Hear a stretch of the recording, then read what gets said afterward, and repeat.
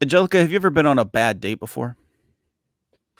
I have. I've been on a couple bad dates. I think my second date with my husband was a bad date, but I've been on worse dates. You know, I this is going to sound bad, but I didn't date a lot before I got married. I would start dating someone I already knew, like friends, college or whatever. So it wasn't like a lot of dates where you don't really know the person. Did you date a lot of people before, Marissa? Not really. We met when I was Yeah. 20 and I was not super cool in high school. So no, I did not date a lot. I did have one extremely poor date in high school, and it relates to today's film. So I thought I'd tell a story. Or actually, I What asked you first. Why don't you tell me your story first and then I'll I went on a date with a guy who saw me. I was hosting at a restaurant in the summer in college, and he asked one of my friends for my number who worked with me, and we saw Jurassic Park. He picked me up in his Volkswagen Scirocco. I'm not going to use his name, but I remember everything about this night. And the passenger seat, was completely reclined and didn't work. So I'm like awkwardly holding myself up. His car was super loud. The music was really loud. Like he didn't turn it down at all. Got in the car, didn't I don't know this guy at all. I know his first name. And we went out to dinner and it was shit food. It was awful. There was no conversation. It was super, super awkward. In fact, my friend's little sister was a like a bus person at the restaurant. When she came over to say hi to me, I was giving her like I've been kidnapped eyes. She knew it. She knew I was like in a weird position and she just stood there lingering. And I was like, please don't leave. Please don't leave. Anyway, she left. We went to watch Jurassic Park. Fine. The movie was fine. I like Jurassic Park. I think he kind of ruined the first viewing for me. And then we got back into his car. He blasted the music even louder, practically like slammed on the brakes in front of my house, reached over, opened the door, and I got out. And I just walked into the house kind of in shock. Like, what just happened? He was such a dick. And 2 days later, he called me to ask me out again. The whole night, I was like, what? This guy does not like me. Um, he was like a very early hipster because it was like 1992. That's pretty early for a hipster, right? I would think hipsters have been around forever though. Yeah, but like it wasn't like mainstream to be a hipster, right? In Yeah. 1992, it was Well, like I mean, alternative. Every guy knew grunge had a was ponytail and a grunge shirt tied around his waist.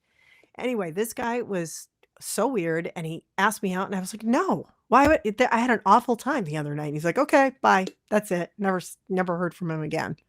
wow. That is not a Yeah. great date. I'm starting to think years later, I hope I understand humans a little better that maybe there was something wrong with him. Like it wasn't intentional. I just think he just couldn't pick up on social cues or just didn't really understand how to relate to people. His interpersonal, emotional intelligence skills were not there. Yeah. Well, I think we're seeing a lot of that these days.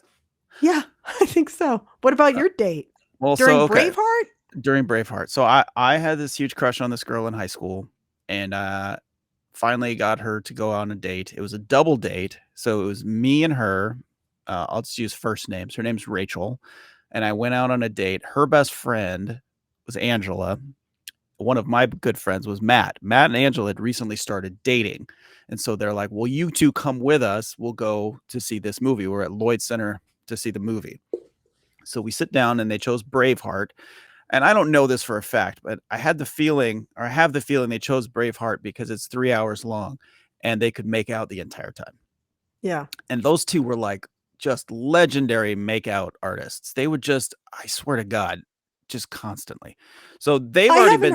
I haven't heard the term makeup artist, makeout artist in a really long time. That's very high school. I love it, by the way. Well, so we get in the film, we get our popcorn or whatever it is, we sit in our seats, and just the minute the lights go down, they start kissing, and just and they've already been dating a while, right? This is my first date with this girl, and I had never kissed anyone at this point. I'm very like awkward and weird as How old were you guys at this point? I was Like what age 17, teenagers? 17. Okay. she was 15, I think. Okay. And so I didn't know how to make a move, right? Like I don't know what you do. You yawn and reach your arm around. What do you do? You know, you mean you're reaching the popcorn and touch hands. I don't. So at some point, That's not what you touched through the popcorn, Nick. well, I didn't plan ahead. I should have brought my little switchblade, cut the hole out, and I would have been set. Don't eat the popcorn after that, by the way. So I ask her, I just lean over and I'm like, "Hey, can I kiss you?" Which I mean, I don't know. That's so Nowadays, sweet. that's what That's so they sweet. tell you to do because you want to get consent, right? And she Yeah. says she was uncomfortable. She was only 15, right? Yeah. She probably had not kissed anyone yet either, and she said no. And so now we're 5 minutes into this movie, and I've been iced out already. So I'm watching the movie technically, but just I'm not seeing any of it. And then I just remember the part of the movie I still remember from high school was the part where William Wallace gets castrated. And I just thought, yeah, buddy. Yeah. Like I relate. And so I Oh don't my know. God. So I think he's getting disemboweled while he's alive, and you related. That was the level of pain you were feeling in that seat for 3 hours. Just like my whole body was frozen because at that point I didn't want to Yeah. like look at her and I didn't want to like move. I didn't want to go to the bathroom. I Oh, just wanted to disappear, yeah. but it was 3 hours. So I'm just sitting there for 3 That's hours. I'm cringing thinking about how huge and awful that situation must be when you're 17 years old. It was terrible. And so then the movie gets out, and then Matt and Angela are like holding hands and all giggly and walking. And we got a ride from our parents, because we're high schoolers. It was one of our parents had like a van, so we all went together. And Rachel and I are walking next to each other, not touching, not looking at each other. And the dad like looked at the other two and was like, "Well, somebody had fun," and he looked at them, and somebody didn't. I'm like, "Thanks, Dad." Not my dad, but thanks, sir. Um, Oh, yeah. I'm And so feeling I'm just yeah. later we ended up dating very briefly, like months later, kind of came back around. Wait, you buried the lead. You started dating each other? Eventually, like Did you ask months. her what the hell her problem was? No, because I was still super awkward and weird, and then I ruined the whole relationship by being awkward and weird, and so, Yeah. I don't know. That was my horrible Braveheart date story. So, when you ask me, have I seen Braveheart? I had not really seen Braveheart. Okay. Yeah. I mean that doesn't count at all. That's awful. I had a bad movie date with Bill the second time we went out. We saw Amistad because Very romantic. the slave ship. It was one of 3 movies, and the other ones just didn't make any sense. So we saw Amistad, and it was just weird. And afterwards, I was like, I hope he doesn't try and walk me to my car and kiss me because I'm just not. No, it's not happening. And he didn't. He was like, "Good night," blah blah blah. And then he called me and asked me out to take me out to dinner, which would have been our 3rd date. And I agreed because I was poor, and I was like, "That's food." And I mean, I was 23 and I was like in a small news market, and I never got to go to restaurants because we couldn't afford it. And I went out to dinner with him, and it was like a totally different experience. And I tell everyone I fell in love with him on that 3rd date, and I was like, give it a chance, because after Amistad, I was like, not happening. And then after we had Mediterranean food at some random place in Missoula, Montana, I was like, I could marry him. Wow.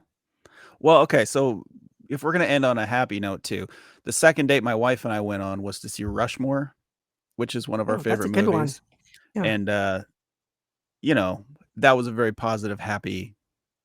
I won't get into the details, but it was much better. We watched the You got movie you got kissed. at the end, yeah, afterwards, it was good. Welcome to Film Swap, the podcast where we challenge each other to watch the movies that we've let slip through the cracks or purposely shoved into the cracks for whatever reasons. I'm Angelica Thornton. And I'm Nick Voll, and today we are talking about Braveheart. I love you. Always have. I want to marry you.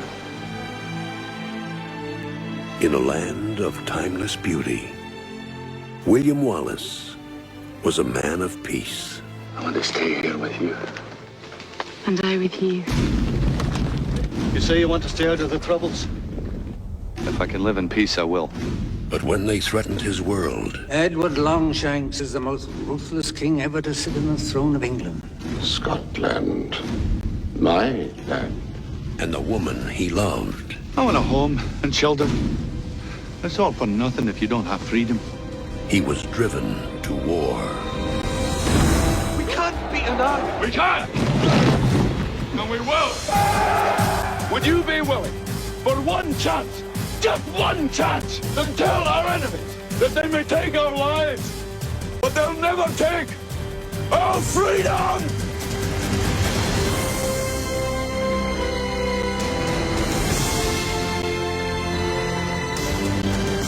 If we win, we'll have what none of us have ever had before. A country of our own. Mel Gibson. Braveheart. All right, Braveheart is a historical epic released in 1994 that won multiple Academy Awards, including Best Director, Best Picture. It stars Mel Gibson, who also directed and produced the film. It's about William Wallace and his fight to free Scotland from the tyranny of King Edward I, aka Edward Longshanks, Hammer of the Scots. So it starts in 1280 when Longshanks invades Scotland following the death of Scotland's king, who left no heir to the throne. A young William Wallace witnesses the execution of several Scottish nobles. His father and brother die fighting against the English, and then he's taken abroad on a pilgrimage by his uncle, who educates him. Years later, Longshanks grants his noblemen prima nocta, which means the right of first night, so they can sleep with any female subject on her wedding night. This is an important catalyst in the film. Wallace falls in love with a woman. They secretly marry to avoid prima nocta, and she's publicly executed after the couple fights back when a couple of English dirtbags try to rape her. The murder incites Wallace to rise up against the English, and there are battles, sneak attacks, deceit. Wallace knocks up the princess and future queen. Then he dies in a very brutal public execution. He's disemboweled, beheaded, but he's a hero. Edward the Bruce, who betrayed Wallace at one point at the behest of his father, ends up becoming the King of Scotland, leading the country during the First War of Scottish independence against England, successfully regaining Scotland's place as an independent kingdom. And he's been a national hero ever since. It's 3 hours long. Way too many details to do a whole plot summary in this podcast. And this came out almost 30 years ago. So y'all know what happens in Braveheart. Except Nick didn't really know what happened because of his bad date. He just watched it and he texted me to say he hated it so bad you couldn't even hold it until we got to the podcast. You had to text me and say, so I hated Braveheart. Yeah, I didn't like it very much. That's true. Let's start with the positive stuff. We don't need to jump into the negative. Let's start with the positive stuff. The big fight sequence, very well done. You really got the brutality of that kind of warfare that I think a lot of films gloss over, like how just absolutely brutal it is. There's a great shot in the film after the battle is over where it shows all of the people just lying on the ground, bleeding to death, and then a few people trying to get up. And just you can see how horrific this is. I think, I don't know, modern warfare obviously is still horrific, but there's less of a, immediacy to it because you're not actively trying to hack someone's limbs off at close quarters. So I thought that was really effective. I thought there was some gorgeous cinematography in this film as well. The big sweeping shots of Scotland.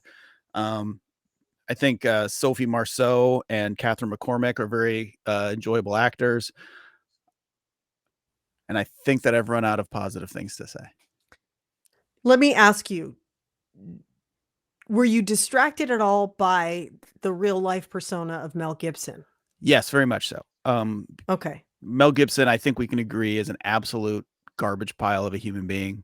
Just racist, misogynist, homophobic, whatever. He's a bad dude.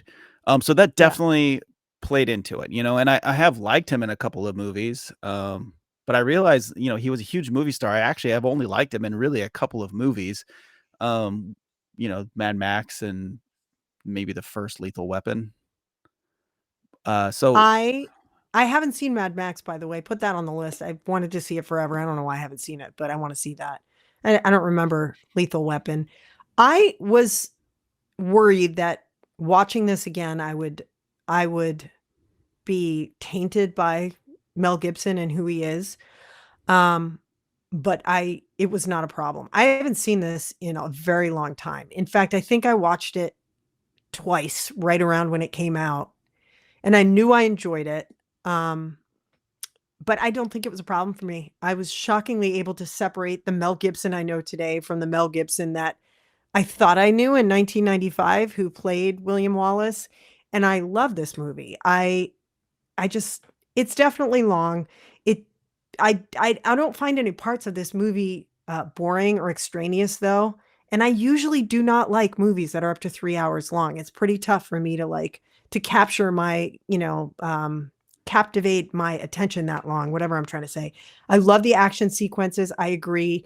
It's really gritty and realistic, whereas other movies, Gladiator just seemed too shiny and pretty, like Mhm. too just glossy. And this movie does the opposite. It's very like the battle scenes in, say, Saving Private Ryan did the same thing where you're like, holy crap, they're not holding back at all. This Yeah. is real. And I thought they did a great job here with that. I actually love William Wallace's character.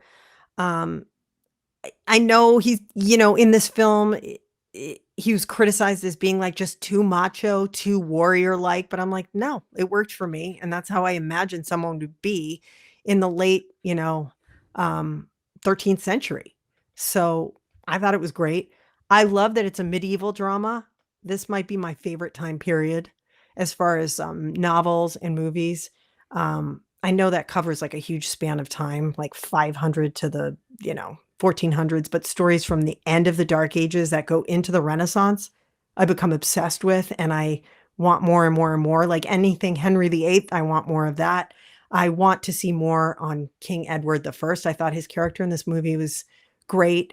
I know The Outlaw King on Netflix is about this, and I want to watch it now after watching Braveheart again. Hmm. Well, I don't care for Gladiator at all either. I do like I think there are a lot of interesting films from this time for sure. I thought the last duel that Ridley Scott did last year was actually really great, and I think there's a lot of interesting stuff here. I didn't like this movie for a lot of reasons, and one of them, getting back to Mel Gibson, is I think the guy's a terrible actor. He's like the guy, the first actor I've ever seen who can. He's like he overacts with just his face. He overacts. There's shots they have of his face where you can tell that he knows he's being filmed. Does that make sense?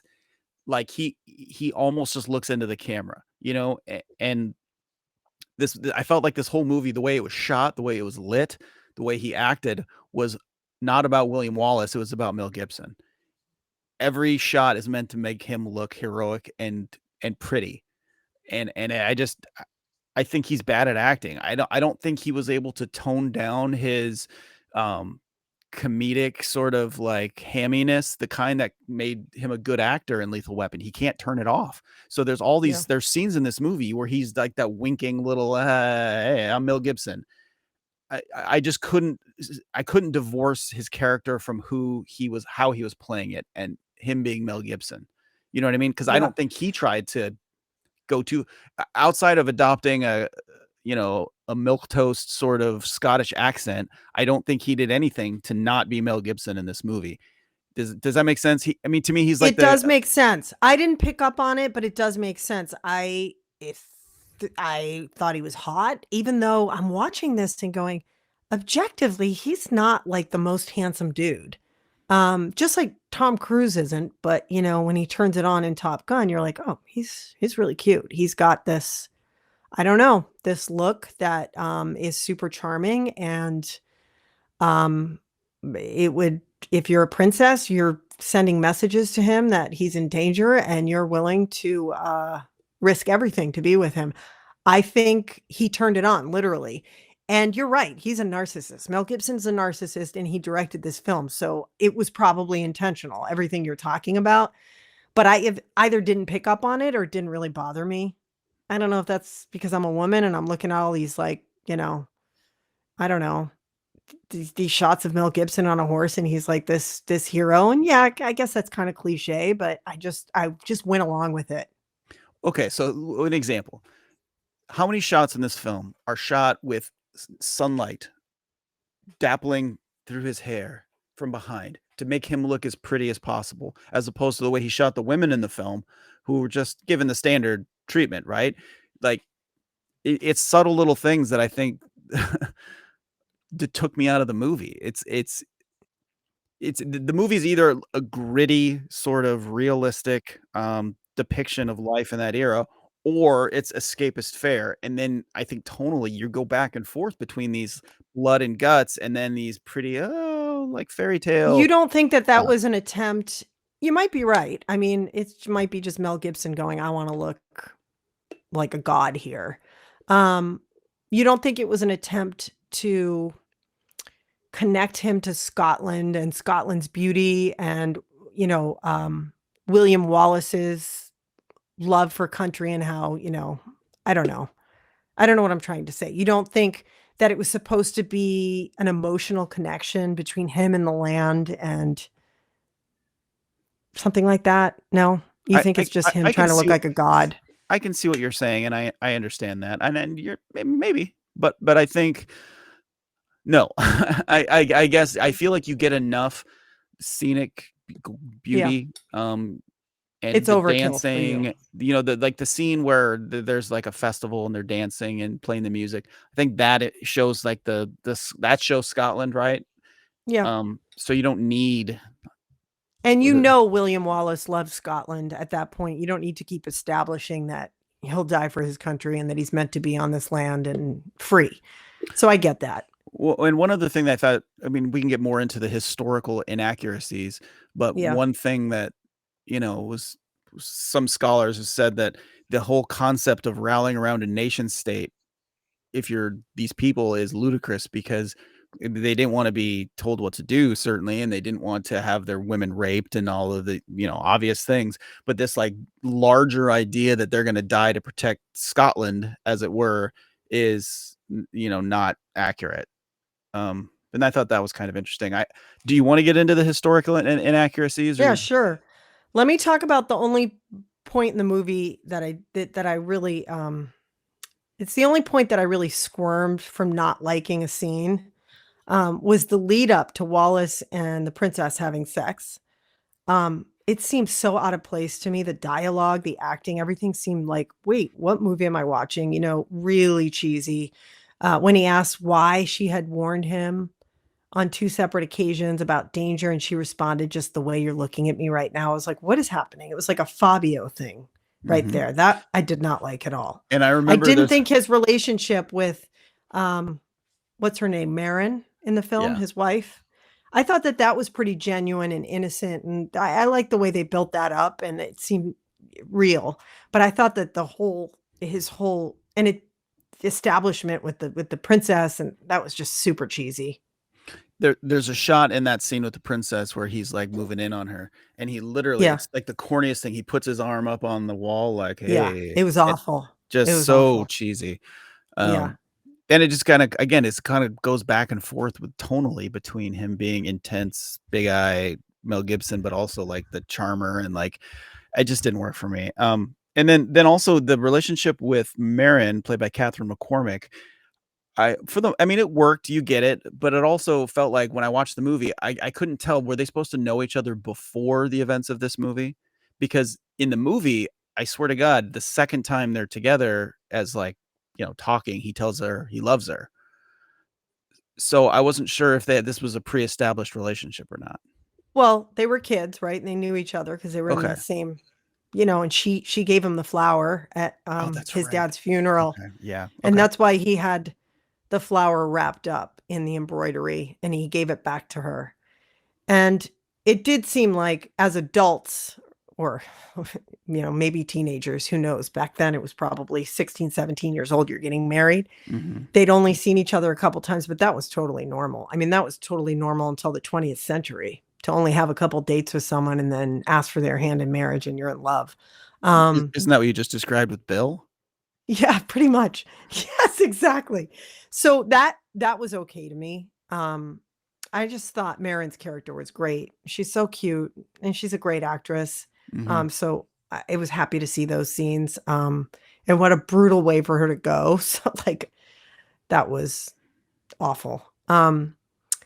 So let's talk about the accuracy because I mean that's probably the main criticism of this film, and it's grown over the past 30 years or whatever, 25 years. There are very few things that are accurate. Like there's very little known about William Wallace and what he did.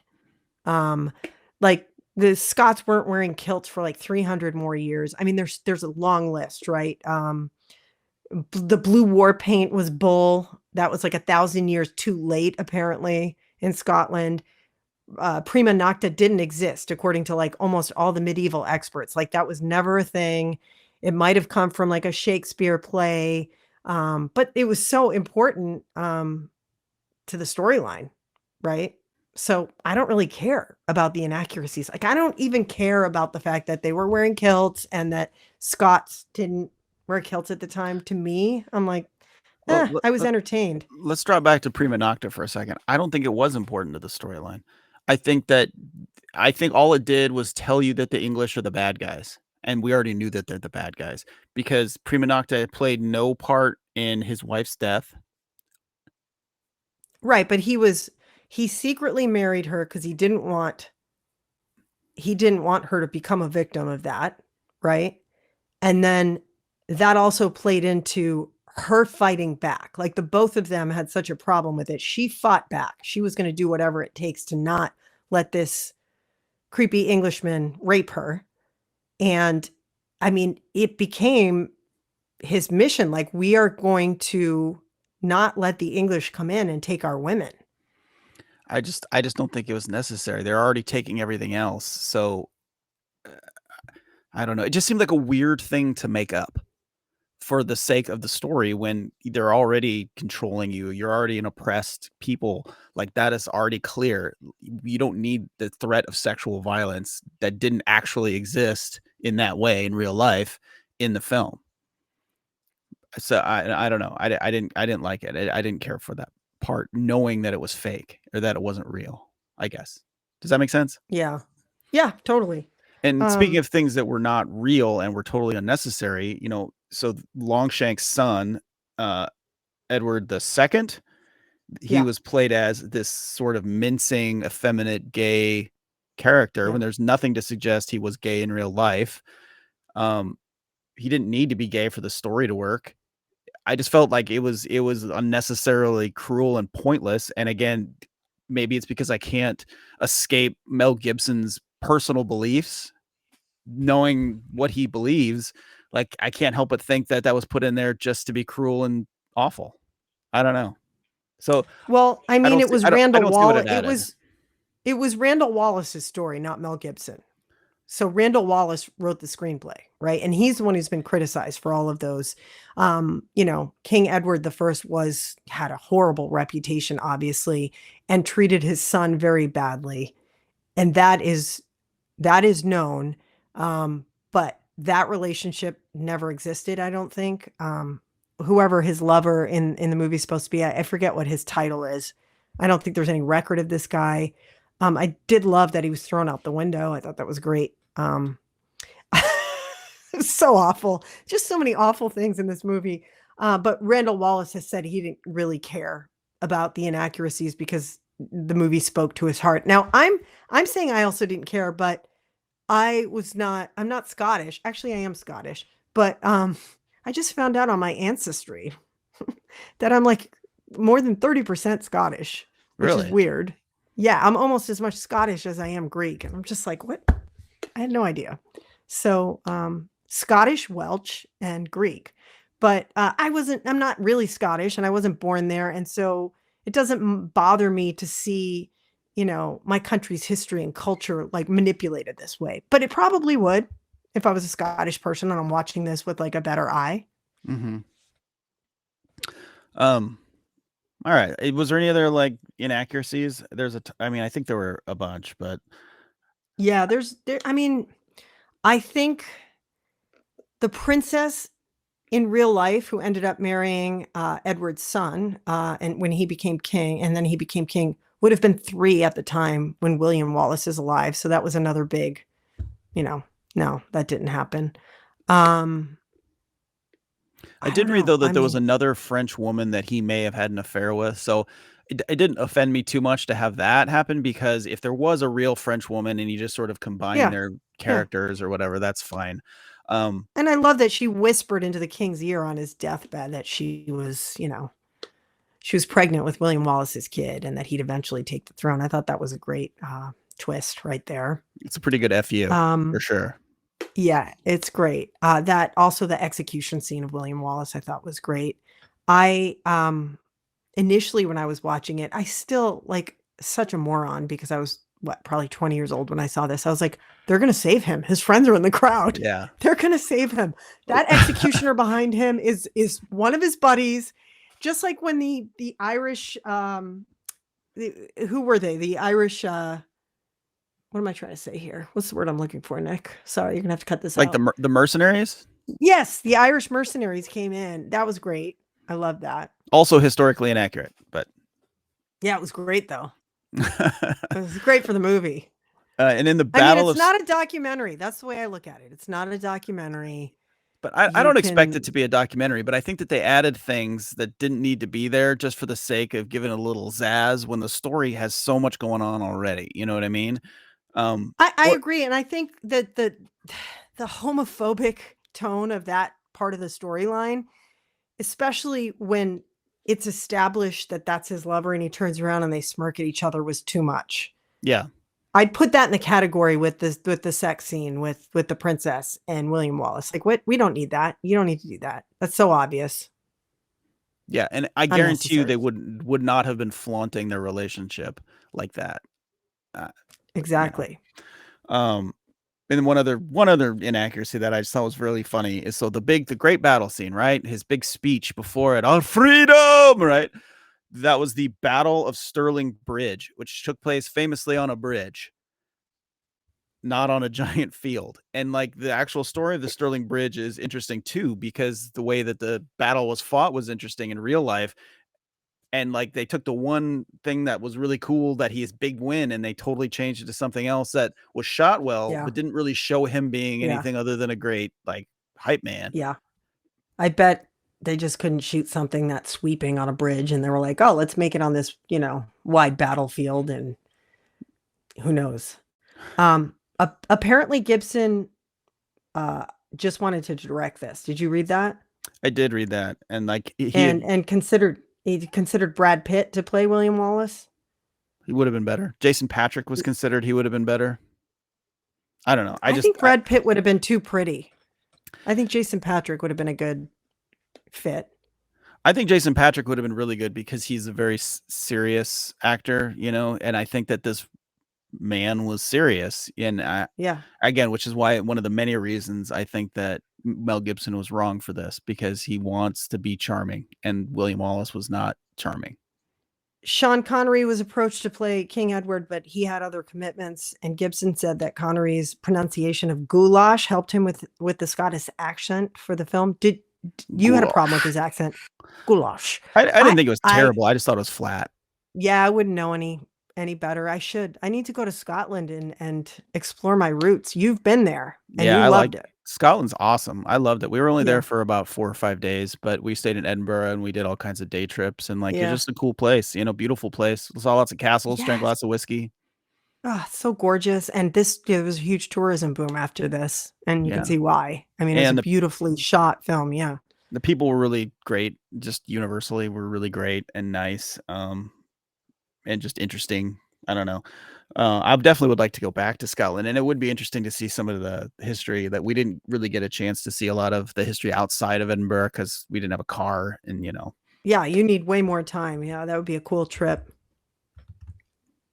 What else did we cover? Yeah, I don't know.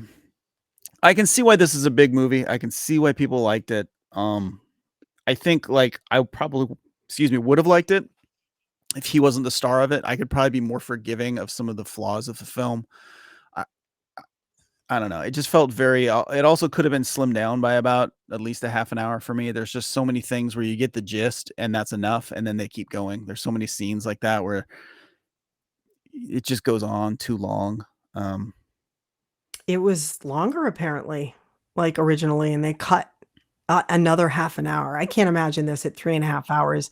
And Mel Gibson has said there's like a 4-hour version floating around out there somewhere. Which I don't know, like 5 or 10 years ago, he said he wanted that out, but his life has changed since then. I don't know yeah, if that's gonna happen. I think that if I don't know, I could see some streamer picking up. You could break it into four episodes or something. I don't know. This would have been a good limited series rather than a Yeah, movie. and it probably Um, still would be if they remade it too. I yeah, mean, yeah. It would be so expensive to make. Too this. expensive for anyone to make at this point. Well, I don't know. I mean, why? I don't know if I it don't know, would. just I don't know those big battle scenes and all those people, although they did say um they used members of the Irish Army Reserve as extras, and then they played both the English and the Scots, which was interesting. Smart idea. Um, yeah, and then they were given permission to grow beards, and they swapped their military uniforms and put on this medieval garb. That was brilliant. I think you could make this because I don't think of like something like Game of Thrones, which yes was extremely expensive, but also featured a ton of CGI. This wouldn't have to necessarily feature much of that. Well, I That's think you true. could do it. This movie did win some Oscars, including Best Picture, which is crazy to me, considering The Usual Suspects, Leaving Las Vegas, were also nominated. This is the same year as there's a couple other great ones in there that I'm escaping me. Mel Gibson won Best Director. He did not win Best Actor. Oh, he wasn't nominated for Best Actor. Won Best Makeup. I'm assuming for the syphilitic or the leprous old. Yeah, that was pretty good. It's pretty grody. It's disgusting. Yeah, it Yeah. was really grody. There's a lot of Best grody things in here. The best cinematography, I think, was pretty well earned. It was a beautiful movie. Best sound effects editing. I watched it on the surround sound, and I could hear, I could hear it. I don't know. I don't know if You my didn't view like of this is fair. Like just No, because of how hey, it beat it's valid, right? it beat Apollo 13 for Best Picture. Like Apollo 13 is a masterpiece. I don't No, understand. this is way better. I think this is You're a way better film. crazy. Yeah, no. This was I mean, you didn't like Dances with Wolves, right? I did not. Yeah, I love these big epic dramas with this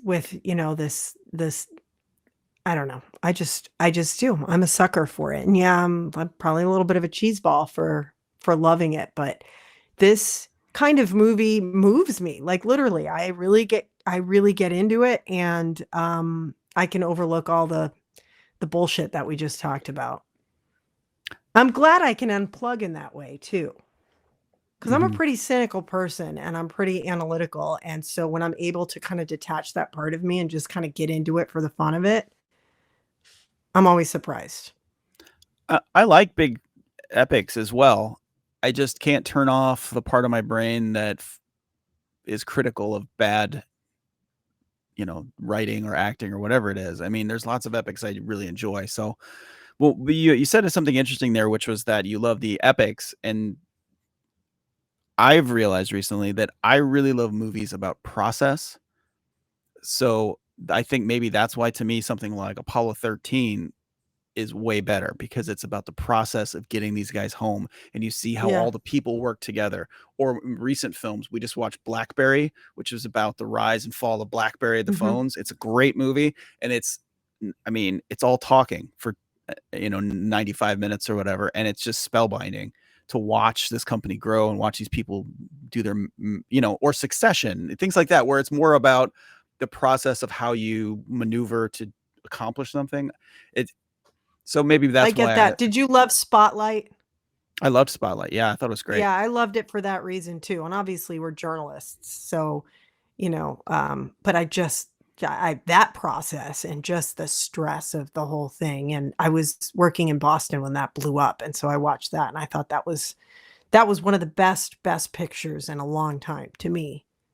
Yeah, I loved it, and I thought one of the things it would really accomplished that this movie, Braveheart, didn't is connect to me emotionally, because in Spotlight, the scene where he looks at the map of the priests who've been settled, walks around the corner and realizes it's half a block from his house was just like bone chilling. And I think that Yeah. you get the sense with all these journalists that this matters to them and that this is important because it's in their home and it's people they know, Yeah. as opposed to this movie Braveheart, where I feel like I have a hard time connecting to any of the characters really.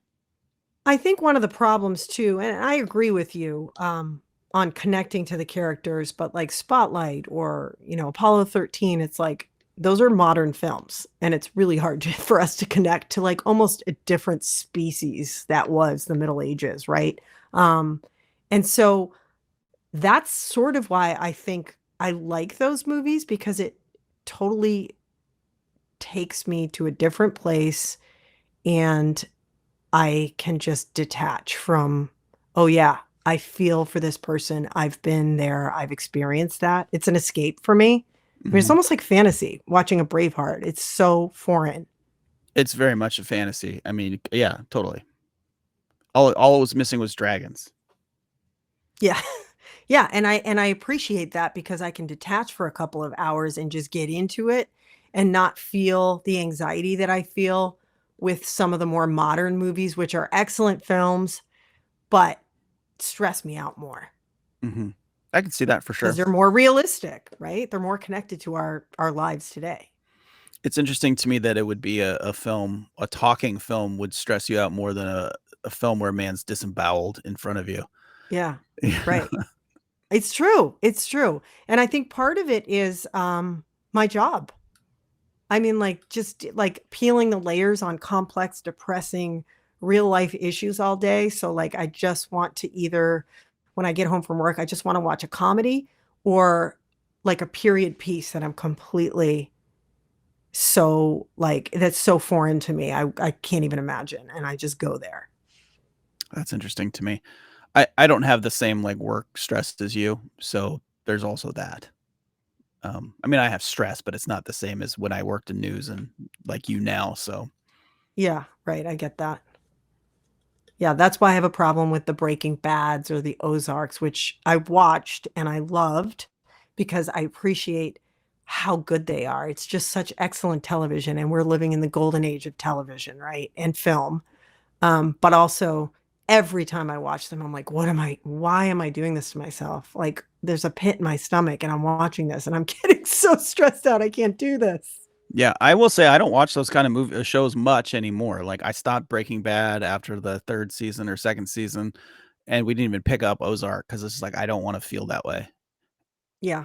Like, I can Yeah. detach That's good. from a high stakes stress show like Succession, I'm able to detach from because I don't Yeah. relate to any of those people, but when Yeah. you I don't know. I think we're on the right track. It's called self-care. Like, don't torture yourself when you're supposed to be enjoying yourself. Mhm. Exactly. Just watch someone torture someone else. Exactly. Rip their limbs off. God, when they're like crawling around on the battlefield and like writhing in pain, probably days after the Yeah. battle, and they're still alive. Oof. That was a good scene when Robert the Bruce got on his knees and he realized he'd made a horrible mistake. Yeah. That was a good scene. I agree. Yeah. And that is one of the rare moments in the movie where the emotional connection actually hits because you can relate to him, feeling that way. So, Yeah. I would like to explore more stories about Robert the Bruce because there are so many of them. well, they made a sequel to this film in 2019 about Robert the Bruce, starring Angus McFadden, who played him in this movie. And I have not seen that, nor was I aware it existed until this week. So, Yeah, I'm gonna have to watch that. yeah, maybe it'll be better for me. I don't know. What are we gonna watch next week? It's my turn to pick. Is that right? Yes. So we had talked about making this, like a blockbuster month, but I realized too that like it's already July 12th. I think we've missed our window. So F it.